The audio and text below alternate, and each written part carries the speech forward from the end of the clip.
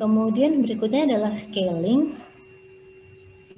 tapi scaling di waktu ya gitu. Jadi di sini ini aslinya kita punya sinyal yang tadi sama X4N. Terus kalau scaling itu scaling di sininya ya, jadi bukan scaling misalnya sinyalnya dikalikan. Kalau yang tadi kan, kalau yang di slide berapa tuh? Slide ini kan sinyalnya dikalikan 2. Jadi X5 dikali 2. Terus dia jadi membesar. Sorry, kalau dia misalnya ini adalah X5, kemudian dikalikan 2, ya udah. Jadi di seluruh sinyal ini nanti dikalikan 2. Jadi yang tadinya nilainya 8 jadi 16, tadinya nilainya 6 jadi 12, dan seterusnya. Tapi kalau scaling di sini itu waktunya yang berubah. Ini ya, independent variable, jadi waktunya yang berubah. Jadi yang tadinya dia apa tuh? Dia di sini urutan kedua. Nah, di sini dia menjadi urutan ke-1. Kalau tadinya urutan ke-4, dia nanti jadi urutan ke-2. Kayak gitu.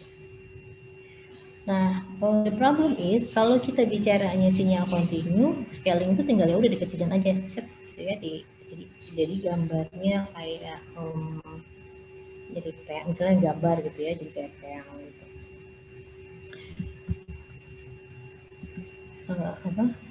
Kemudian sebaliknya kita juga bisa melebarkan. Jadi kalau waktunya dikalikan 2 justru dia merapat, kalau dibagi 2 waktunya dia justru jadi melebar. Nah, masalahnya adalah tadi saya bilang ya, di sini ini yang tadinya awalnya sequence kedua, di sini dia jadi sequence ke-1 kan. Nah, kemudian yang tadinya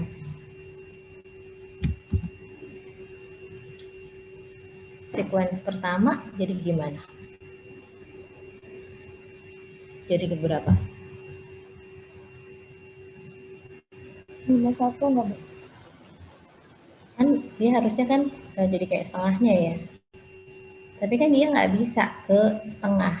Kan 0,5 kan nggak ada. Kan waktu di awal minggu lalu, atau tadi saya juga bilang dia nggak ada setengah. Berarti dia nanti nggak akan punya nilai. Sehingga akhirnya dia bisa hilang si ini. Jadi sebetulnya tuh yang ini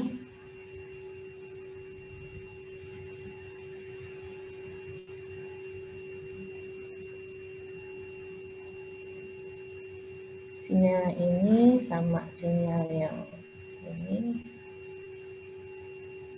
itu dia hilang.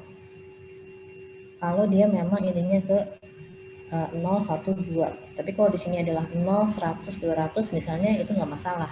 Soalnya dia jadi 0, 50, 100 dan sebagainya. Tapi kalau 0, 1, 2 di sini dia bisa hilang. Itu yang sebenarnya salah satu yang terjadi kalau kita kalau digambar misalnya di paint terus ngecilin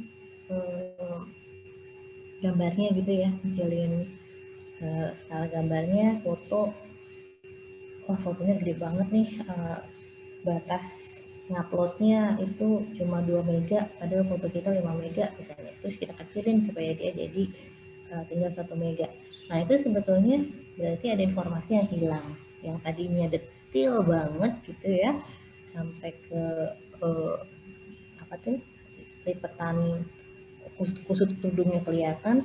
Terus ketika dikecilin ininya, resolusi gambarnya hilang lah, kerudungnya jadi licin. Nah, itu seperti ini, scaling itu sebenarnya seperti itu. Ketika kita ngecilin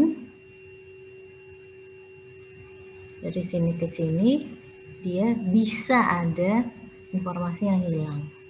Bisa ya, tidak selalu, tergantung ini.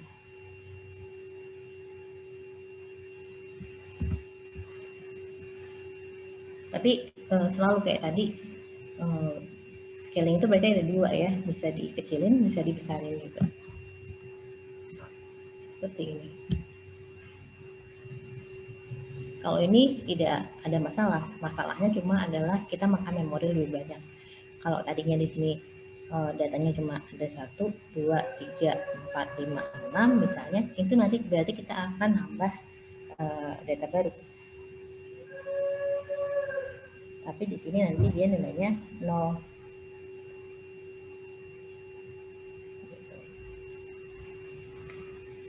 Seperti itu. Ada pertanyaan? Komentar? Belum ada, Bu. Oke. Ya, itu tadi kita udah operasi dasar, habis itu udah ini variabel, transformasi variabel, kemudian klasifikasi. Nah, kemarin yang klasifikasi pertama ini sudah kita diskusikan tadi waktu minggu satu lalu dan tadi di awal ini udah selesai. Sudah ya, oke. Nah, kemudian sekarang kita masuk ke real dan kompleks. Ya, ini yang tadi sudah kita bicarakan lah ya. Ternyata ada kok di sini ya, tadi saya nggak usah lupa.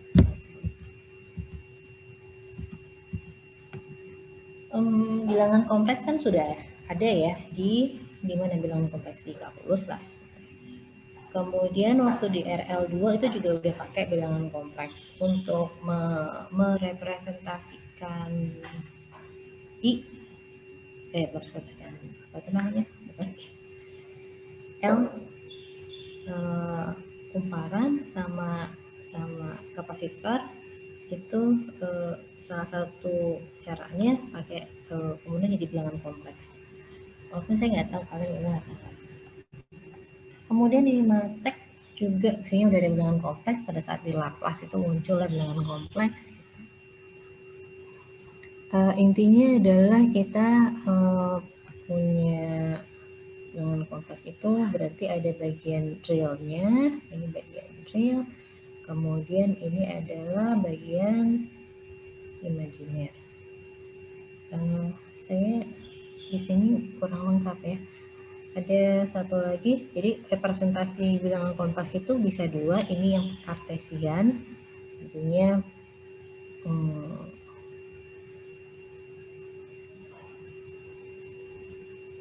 kartesian itu S sama dengan sigma plus J omega. Misalnya ini S, ini jadi nanti ini sigmanya, kemudian di sini omeganya, apa J-nya,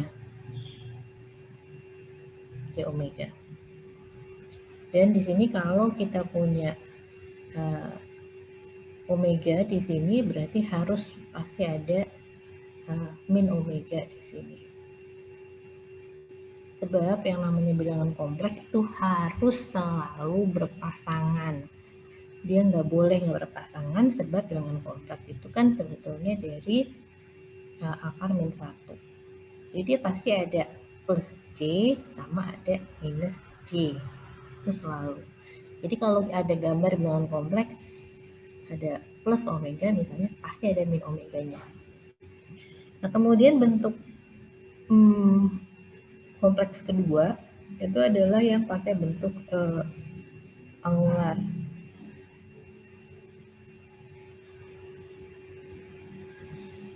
Kenapa diulang? Z sama dengan RA G theta atau G theta. Pakai theta aja ya. Nah, kalau yang ini gambarnya adalah yang seperti ini ya.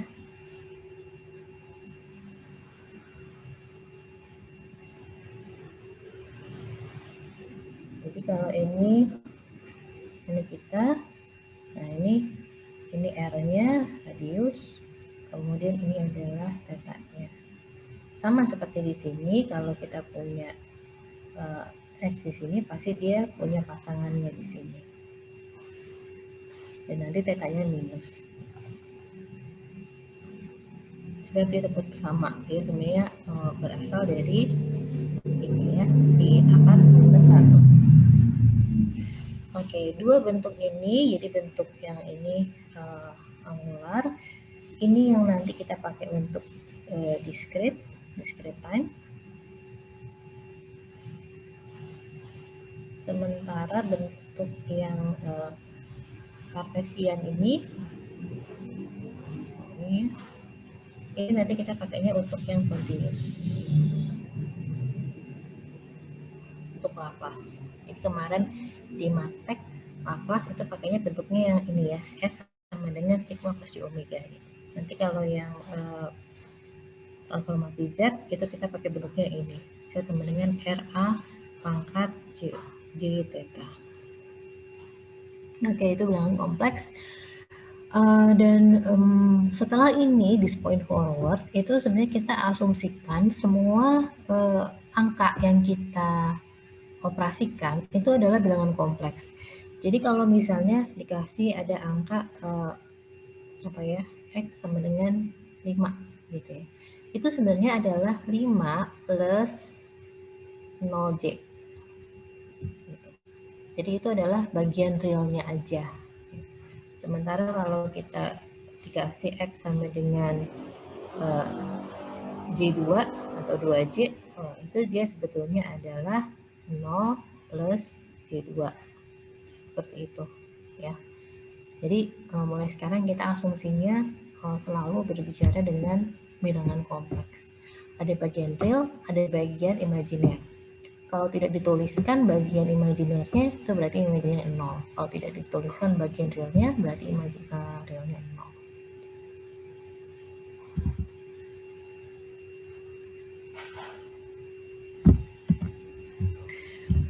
0. Next, soal bilangan kompleks ada pertanyaan. Ini pakai J, pakai I nggak masalah ya. Biasanya sih yang paling sering cuma dua itu, I sama J.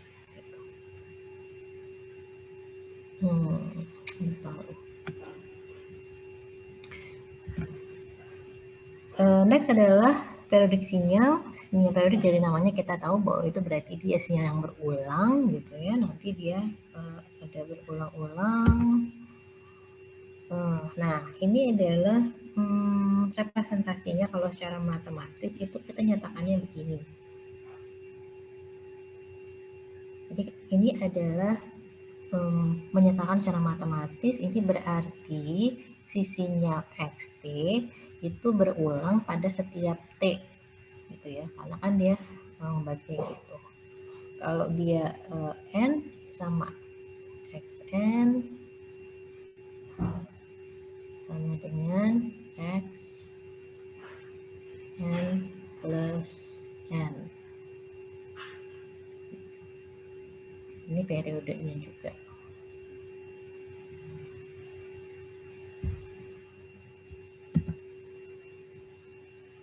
Nah, kalau dia sudah periodik dengan periode T, nah dia juga akan periodik dengan periode kelipatnya T. Jadi misalnya saya punya sinyal, dia periodik dengan periode 6. Ya. Jadi dia setiap 6 berulang. Kalau dia setiap 6 berulang, berarti kan dia akan berulang juga pada setiap 12. Dia juga akan berulang pada setiap 18, setiap 24 gitu kan ya. Jadi ini yang di sini maksudnya seperti itu.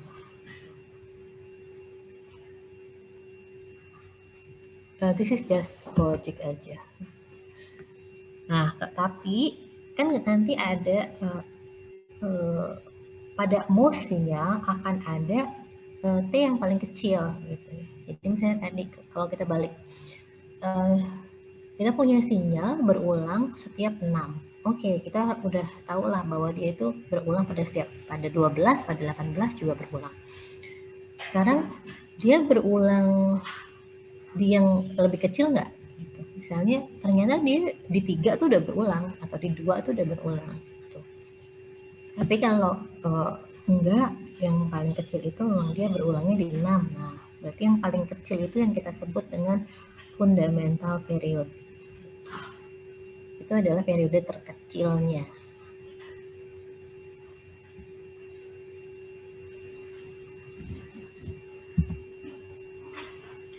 Nah, kalau sinyal konstan kayak tadi ya, X sama dengan 2. Kan gini gambarnya. Terus aja sampai hingga ada terus dia nilainya. Sehingga konstanta itu dia kan memenuhi yang ini, ya kan? Mau kita ambil T-nya berapa aja juga bisa. XT akan selalu sama dengan XT plus T. Dan ini si T-nya bisa kita sebut berapa aja. Kita bisa sebut T-nya tadi 6 kayak 12 dan seterusnya. Tapi 3 juga iya, 2 juga iya, jangankan 2. Pada T-nya sama dengan 0,4 juga iya gitu. Jadi oh ya, note di sini T itu periode itu tidak harus bilangan bulat ya. Yang harus bilangan bulat ini yang kelipatan ini. Tapi T itu kita bisa punya sinyal sinusoid misalnya. Periodenya adalah 0,24 second bisa. Jadi periode sinyal itu tidak harus bilangan bulat. Nah, anyway, tadi kita kembali lagi ke kalau bilangan konstan. Kalau sinyal konstan.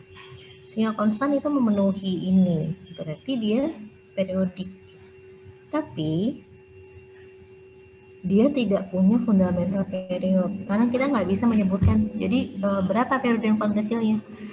Dia nggak bisa disebutin, soalnya kalau kita nyebutin 0,00001 itu dia ini T-nya segitu ya, dia masih masuk. Dikecilin lagi, kaliin kecil lagi bagi 2 bagi 100, ini masih bisa masuk juga gitu. Jadi bilangan konstan atau sinyal konstan itu periodik, tapi dia tidak punya fundamental period. Fundamental periodnya undefined gitu.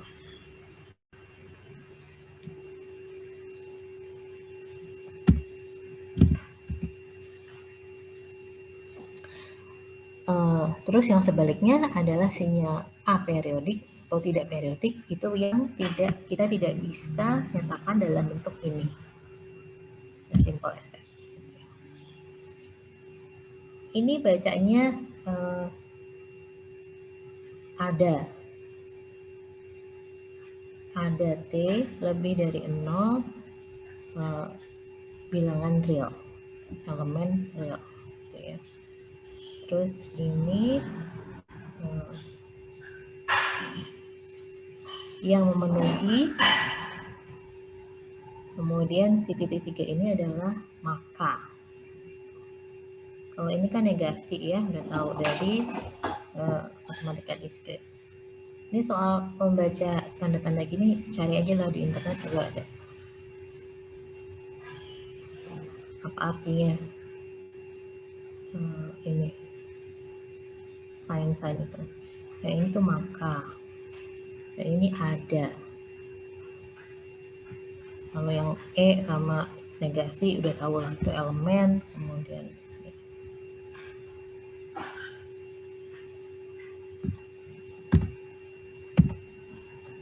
oke, ini adalah contoh sinyal. Kita langsung, oh ini sinusoid, udah gampang gitu ya. Terus ini ada titik-titik yang menunjukkan sinyal itu dicuplik gitu. Kita kalau kita lihat dia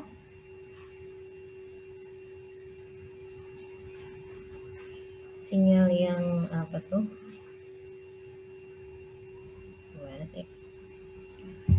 Sinyal ini kan kelihatan sinusoid ya. Kemudian titik-titik ini menunjukkan dia dicuplik. Tapi kalau kita lihat di sini, waktu dia dicuplik, dia tuh mencupliknya tidak persis ya pada titik yang sama kalau untuk dari ini sinyalnya, sehingga kayak di sini dia yang di sini dapatnya puncak lebih dikit, gitu ya. Tapi yang di sini dapat puncak justru sebelum puncak kurang. Gitu. Terus yang di sini sama di sini beda, ini posisi ini beda lagi sama yang di sini gitu. Sehingga nanti kalau kita gambarkan, kalau kita hilangkan nih gambar apa tuh garis-garisnya si yang sinusoid aslinya, saya bisa pakai putih nggak sih? Ya nggak ada ya putih ya di sini. Kalau misalnya si ininya tuh nggak ada gitu ya, si itu garis-garis ini nggak ada, kan kita nanti bisa lihat. Kita emang bisa sih ngelihat polanya, oh ini polanya mirip sama sinusoid gitu. Tapi angkanya tuh nggak, kalau pola kita mungkin bisa lihat sinusoid. Tapi dia tidak berulang pada waktu yang sama. Kan kalau di tadi sinusoid kita, dia harusnya berulang pada satu periode, yaitu dari sini ke sini, tekannya dia berulang. Ini periode awal kita, periode sinyal awal. Tapi di sini kita lihat, yang waktu di sini dia dapat dia punya titik, tapi di sini titiknya itu bukan 0 nilainya, tapi dia nilainya berapa gitu ya, ada nilainya bukan 0. Sehingga dia tidak punya periode yang sama dengan yang sisinya asal kita. Jadi artinya kalau lihat gambar ini, meskipun soal periode, sisinya asli kita tadi kelihatannya periodik dengan periode dari titik ini sampai titik ini, tapi yang sinyal diskritnya, sinyal tercupliknya itu periodenya beda. Di sini dia belum kelihatan, bahkan belum kelihatan dia periodik apa enggak. Mungkin nanti kalau diterusin sinyalnya barangkali dia jadi periodik. Tapi pada gambar ini kotak-kotaknya tidak terlihat bahwa dia periodik. Ini kalau periodik harus berulang, itu aja ya.